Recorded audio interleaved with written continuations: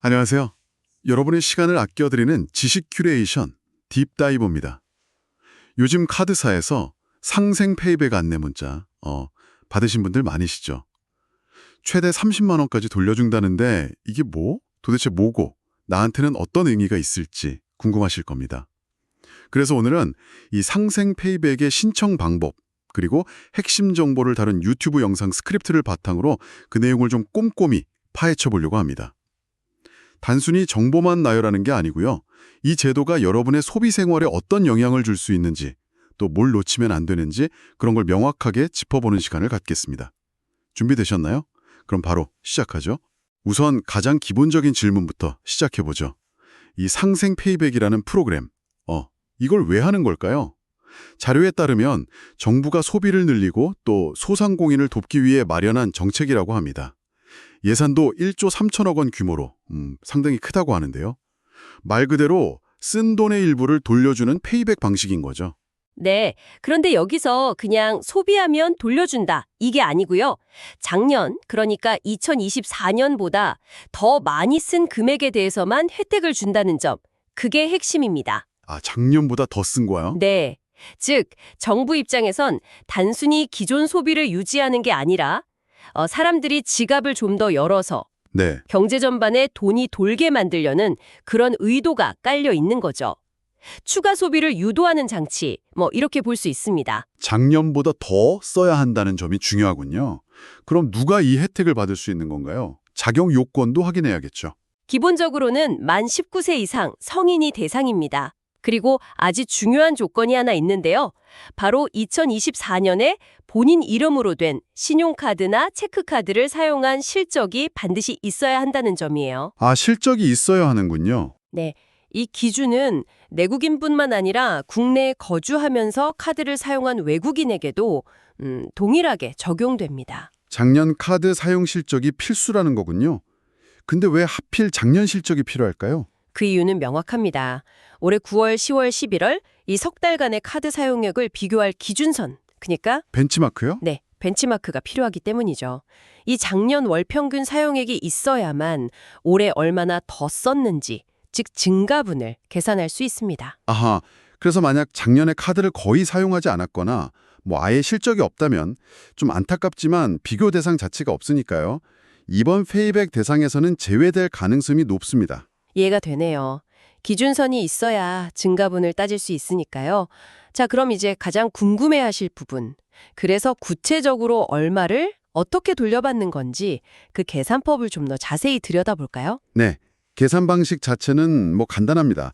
올해 9월, 10월, 11월 각 달의 카드 사용액이 작년 월 평균 사용액보다 많다면 그 초과한 금액, 즉 증가분의 20%를 돌려주는 구조입니다.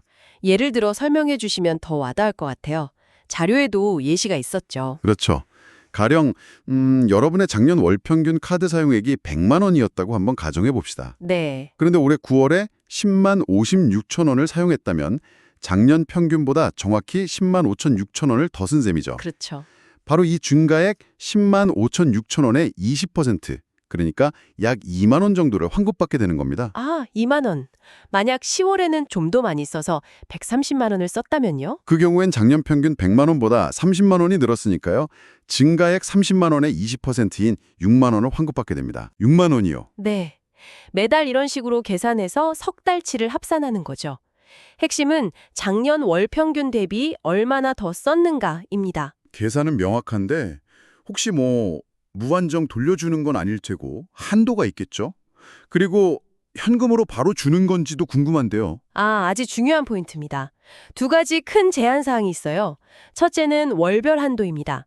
한 달의 증가분이 아무리 많더라도 환급액은 최대 10만 원을 넘을 수가 없습니다. 월 10만 원. 네. 둘째는 총한도입니다. 9월, 10월, 11월 석 달간 받는 총 환급액은 최대 30만 원까지입니다.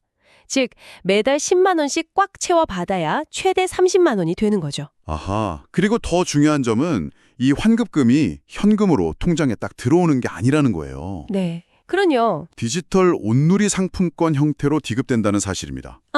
현금이 아니라 상품권이군요. 이건 왜 그런 걸까요? 그냥 현금으로 주면 더 편할 것 같은데. 네, 이게 좀 정책적인 목적이 강하게 반영된 결과라고 봐야 합니다. 디지털 온누리 상품권은 주로 전통시장이나 지역 소상공인, 가맹점에서 사용할 수 있거든요. 아, 사용처가 좀 정해져 있군요. 그렇죠. 즉 환급된 돈이 다시 대기업이나 온라인 쇼핑몰로 흘러들어가는 것을 좀 막고 정책 본래의 취지인 소상공인 지원 효과를 높이려는 의도가 담겨 있는 거죠. 물론 소비자 입장에서는 사용처가 제한된다는 점이 다소 불편할 수 있습니다. 하지만 정책 목표 달성을 위한 장치라고 이해할 수 있겠습니다. 사용처가 제한된다는 점은 꼭 기억해야겠네요. 그런데 자료를 보니까 좀 흥미로운 팁 같은 거 혹은 혜택 극대화 전략 이런 게 언급되던데요. 작년에 카드를 적게 쓴 사람이 오히려 유리할 수 있다. 이런 내용이었죠. 네, 그럴 수 있습니다. 왜냐하면 비교 기준이 되는 그 작년 월 평균 사용액 있잖아요. 네네. 그게 낮을수록 올해 조금만 더 써도 증가율이나 증가액 자체가 커 보이기 쉽기 때문이죠. 예를 들어 작년 월 평균이 10만 원이었던 사람하고 200만 원이었던 사람이 올해 똑같이 120만 원을 썼다고 가정해 보세요. 네. 전자는 10만 원이 증가분이지만 후자는 오히려 마이너스잖아요. 와, 그렇네요. 차이가 크네요. 그렇죠. 그래서 나온 팁이 가족 중에 작년에 카드 사용이 거의 없었던 사람, 예를 들어 학생 자녀나 주부 명의의 카드를 이번 9월, 10월, 11월에 집중적으로 사용하는 방법이라는 거죠. 그렇게 하면 증가분을 쉽게 만들어서 월 최대 10만 원, 총 30만 원 환급을 노려볼 수 있다. 이런 계산이고요. 자료에서도 어차피 쓸 소비라면 이런 뉘앙스로 설명하더군요. 맞습니다. 이론적으로는 가능한 전략입니다. 하지만 여기에는 몇 가지 좀 고려할 점이 있습니다. 우선 가족 카드를 대신 사용하는 것은 명백히 가족 간의 합의와 신뢰가 전제되어야 하고요. 그건 당연하죠. 그리고 이 방법이 프로그램의 본래 취지인 전 국민의 소비 증진과는 다소 거리가 있을 수 있다는 점도 인지할 필요가 있습니다. 규칙 내에서 최대한의 이익을 얻으려는 합리적인 행동일 수는 있지만요. 이 페이백을 받기 위해서 평소보다 훨씬 많은 좀 불필요한 지출을 하게 되는 건 아닌지 그건 좀 신중하게 판단해야 합니다. 아, 배보다 배꼽이 더 커지는 상황? 네, 그런 상황은 피해야겠죠. 합리적인 지적이네요. 혜택에 너무 집중하다 보면 과소비로 이어질 수 있으니 주의가 필요하겠습니다. 그럼 어떤 소비가 인정되고 어떤 건 제외되는지도 알아봐야겠죠? 아무 카드나 아무 데서나 쓴다고 다 되는 건 아닐 테니까요. 기본적으로는 국내에서 사용한 신용카드 및 체크카드 결제액이 대상입니다.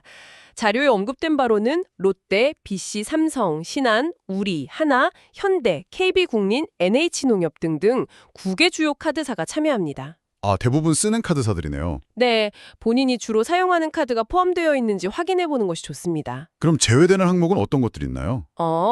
카드 사용 실적으로 잡히지 않는 것들은 당연히 제외됩니다. 예를 들어 계좌 이체라던가 현금 서비스, 선불카드 충전 같은 것들이죠. 네네. 또 다른 정부 지원 사업과 중복 혜택을 막기 위해서 민생회복 소비 쿠폰 사용액 등도 제외됩니다. 흥미로운 점은 그 간편 결제인데요. 아, 간편 결제요? 페이 같은 거요? 네. 카드를 등록해서 사용하는 삼성페이라 애플페이는 카드 기반 결제로 인정이 됩니다. 오, 다행이네요. 그런데 특정 페이 앱 자체의 충전금이나 포인트 사용 또는 QR 결제 같은 경우는 인정되지 않을 수 있습니다. 이 부분은 좀 더 명확한 가이드라인이 필요해 보이긴 합니다. 아, 그리고 과거 재난지원금 같은 거랑 다른 점도 있다면서요? 대형 매장 사용 금액도 인정된다고요? 네, 그 점이 이번 페이백의 특징 중 하나입니다. 과거 일부 지원금은 골목상권 활성화를 위해서 연매출 기준 같은 걸로 사용처를 제한하는 경우가 많았잖아요. 맞아요. 어디선 되고 어디선 안 되고 그랬죠. 네, 근데 이번 상생 페이백은 연매출 30억 원을 초과하는 대형마트, 백화점, 온라인 쇼핑몰 등에서도 사용한 카드 금액이 실적으로 인정됩니다. 그럼 훨씬 편하겠네요. 그렇죠. 소비 촉진 효과를 더 넓게 보려는 의도로 해석할 수 있고 사용자 입장에서는 사용처 제한이 적어서 편리하다는 장점이 있습니다. 사용처 제한이 적다는 건 좋네요. 자, 이제 실전입니다.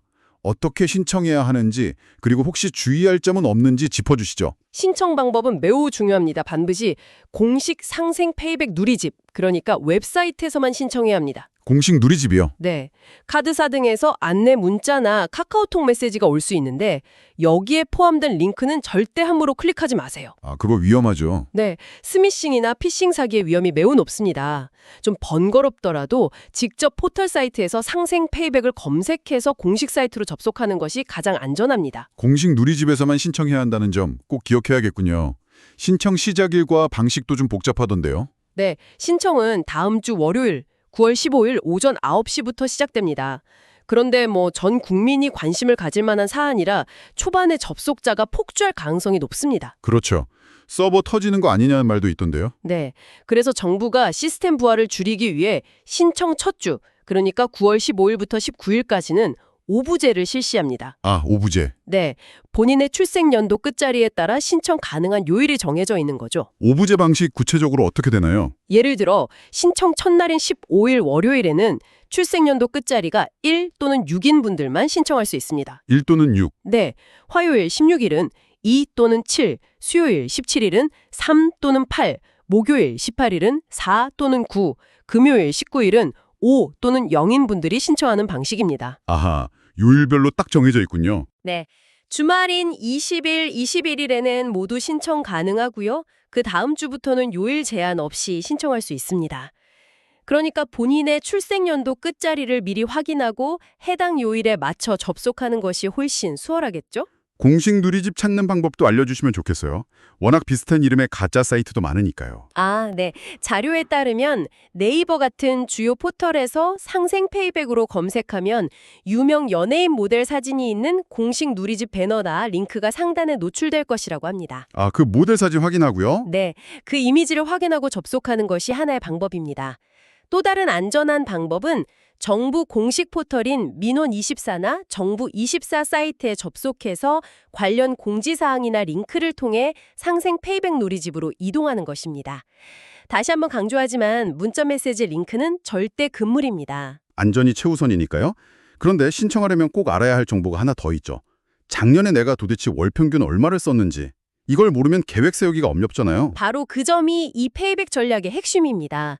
내 기준선, 즉 작년 월 평균 사용액을 알아야 이번 달에 이 정도 더 쓰면 얼마쯤 환급받겠구나 하고 예측하고 소비 계획을 세울 수 있습니다. 맞아요.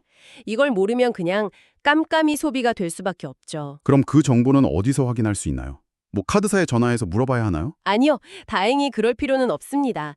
신청 시작일인 9월 15일부터요. 상생 페이백 공식 누리집에서 본인 인증, 간편 인증이나 공동 인증서 같은 걸 거치면 직접 확인할 수 있도록 시스템을 제공한다고 합니다. 오, 사이트에서 바로 확인이 되는군요. 네, 그러니 15일에 오부제 날짜 맞춰서 접속하시면 신청과 동시에 본인의 2024년 월평균 카드 사용액을 확인하고 그걸 바탕으로 9, 10, 11월 소비 전략을 짜는 것이 가능해집니다. 15일에 누리집에서 꼭 확인해야 할 정보네요. 정보를 아는 것이 곧 현명한 소비로 이어질 수 있겠습니다. 마지막으로 저희가 참고한 자료의 제작자가 덧붙인 관찰 내용이 있었죠.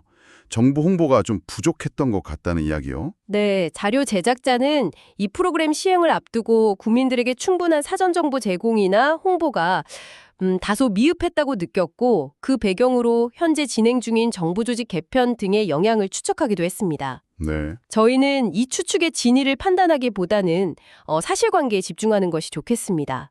중요한 것은 이유가 어찌되었든 신청이 임박했고 여러분이 알아야 할 정보는 오늘 저희가 다룬 내용들이라는 점입니다. 맞습니다. 배경에 대한 추측보다는 다가오는 신청 일정에 맞춰 준비하는 것이 실질적으로 중요하겠죠. 자, 오늘 상생 페이백에 대해 정말 깊이 파헤쳐 봤는데요. 핵심만 다시 정리해 볼까요? 네. 첫째, 작년 월 평균보다 카드 사용액이 늘어나면 그 증가분의 20%를 돌려받는다. 증가분의 20%? 둘째, 월 최대 10만 원, 총 3개월간 최대 30만 원까지 가능하다. 월 10, 총 30. 셋째, 환급은 현금이 아닌 디지털 온놀이 상품권으로 지급된다. 상품권. 넷째, 만 19세 이상이며 작년 카드 사용 실적이 있는 사람이 대상이다. 작년 실적 필수. 다섯째, 신청은 9월 15일 월요일부터 공식 누리집에서 오부제 방식으로 시작되며 문자 링크는 절대 클릭하면 안 된다. 오부제, 공식 누리집. 여섯째, 본인의 작년 월 평균 사용액은 15일부터 누리집에서 확인 가능하다. 네, 기준액 확인. 네, 정말 깔끔한 요약이네요. 자료에서도 말했듯이 이 정보 자체가 여러분에게 금전적 혜택으로 돌아올 수 있는 기회가 될 수 있겠습니다. 여기서 한 걸음 더 나아가서 이런 질문을 스스로에게 던져보시면 어떨까 싶습니다. 15일에 확인하게 될 나의 작년 월 평균 소비액을 기준으로 볼 때 이 상생 페이백 제도가 나의 올가을 소비 결정에 실질적인 영향을 줄까? 혹시 이 혜택을 받기 위해 불필요한 소비까지 하게 되는 건 아닐까? 아니면 뭐 어차피 계획했던 소비에 대한 예상치 못한 보너스 정도로 여기는 게 맞을까? 의미 있는 질문이네요. 단순한 정보 습득을 넘어서 자신에게 맞는 현명한 소비 전략을 세우는 계기가 될 수 있겠습니다. 오늘 저희가 함께 나눈 이야기들이 여러분의 궁금증 해소와 합리적인 결정에 조금이나마 도움이 되었기를 바랍니다. 다음에도 여러분의 지적 호기심을 채워드릴 흥미로운 주제로 돌아오겠습니다.